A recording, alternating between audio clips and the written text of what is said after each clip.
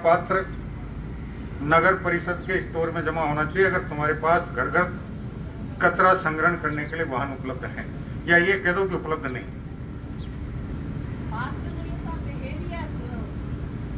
और अगर बस्ती के अंदर आपने कहीं कचरा डिपो बना रखा है तो वो भी आने वाले 7 दिन में पूरी तरह खाली होकर आप रिपोर्ट करोगे। कोई कितनी ही बड़ी हस्ती आप पे दबाव बनाने की कोशिश करे, दबने की आवश्यकता नहीं। जो दबाव बने उसको सदना मुझे राजी मानेगा राजी मनाऊंगा, और राजी नहीं मानेगा तो सख्ती के साथ पैसा दूंगा। सफाई व्यवस्था में आपने जो संख्या दे रखी है ये नियमित कर्मचारियों की है, उसके अलावा ठेके पे भी ले रखोगे, वो संख्या आपने नजारत कर रखी है। और आप लोग ये समझते होंगे कि शहरों के विकास में गांव का आदमी कहां से टांग रहा है, इसलिए इस भ्रम को भी अपने दिमाग से निकाल देगा। मैंने बहुत दुनिया देखी है, बहुत संघर्ष किया है, और मैंने जो काम किए हैं वो अगर सुनोगे तो फिर आप मेरे सामने टिक नहीं पाओगे। इसलिए अपने आप को संयमित रख के अपने कर्तव्य और दायित्व का निर्वहन पूरी निष्ठा पूर्वक कीजिए, और आप पे अगर कोई अनुचित दबाव बनाता है तो उस दबाव को मेरे तक पहुंचा दीजिए, उस दबाव को मैं उम्मीद करूंगा कि मैं अब हो सकता है 13-14 तारीख के आसपास आचार संहिता लग जाए और उससे पहले मेरा बाड़मेर आना नहीं हो, लेकिन जैसे ही मई में चुनाव खर्च समाप्त होगा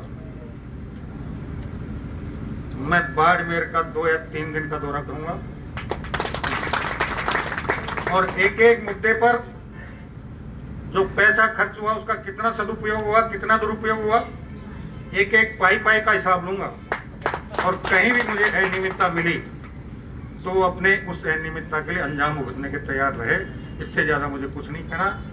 साथ ही आज के कार्यक्रम में जिन स्ट्रीट वेंडर्स को, जिन महिला स्वयं सहायता समूह की हमारी बहनों को जो राशि के चेक मिलने, मैं उनसे एक अनुरोध करूंगा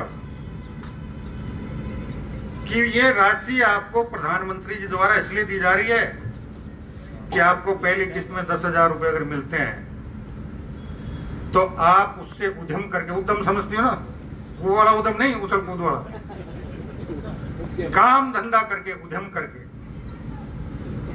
और उस 10,000 को जब तक आप 12,500-13,000 नहीं बनाओ तब तक प्रधानमंत्री जी की योजना सफल नहीं होगी। और पिछले दिनों में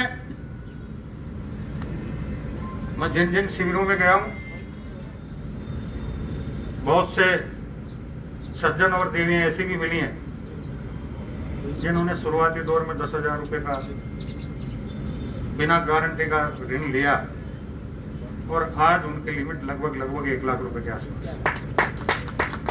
क्यों? क्योंकि उनके मन में एक इच्छा थी कि प्रधानमंत्री जी ने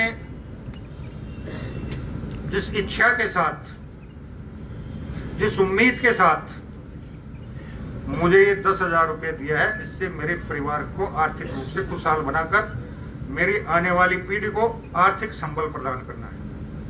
और जिस दिन ये विचार आपके मन में आ जाएगा, दुनिया की कोई ताकत नहीं है कि प्रधानमंत्री जी ने शुरुआत में 1 करोड़ लाखपति दीदी बनाने का लक्ष्य रखा था, अभी उसको 3 करोड़ कर दिया।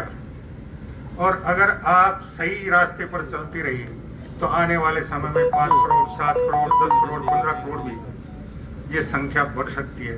ये आप लोगों पर निर्भर करता है कि आप उसका कितना सदुपयोग करते हैं और कितना दुरुपयोग करते हैं। इससे ज्यादा मुझे किसी को कुछ नहीं कहना, क्योंकि समझने वाले समझ गए, जो ना समझे वो अनाड़ी हैं, और उनको चाहे आप लाख समझा दो फिर भी वो कीचड़ में ही लौटना ज्यादा पसंद करते हैं। इसलिए मुझे बहुत ज्यादा कुछ नहीं कहना। इसी के साथ मैं मेरी बात को समाप्त करता हूं, और मैं प्रियंका जी पर जिम्मेदारी डाल के जा रहा हूं, और साथ में सहयोग के लिए यहाँ के सभापति जी पे जिम्मेदारी डाल के जा रहा हूं कि इन सबको इनके हिस्से के चेक वो अपने कर कमलों से वितरित करें। धन्यवाद। जय हिंद, जय भारत, वंदे मातरम।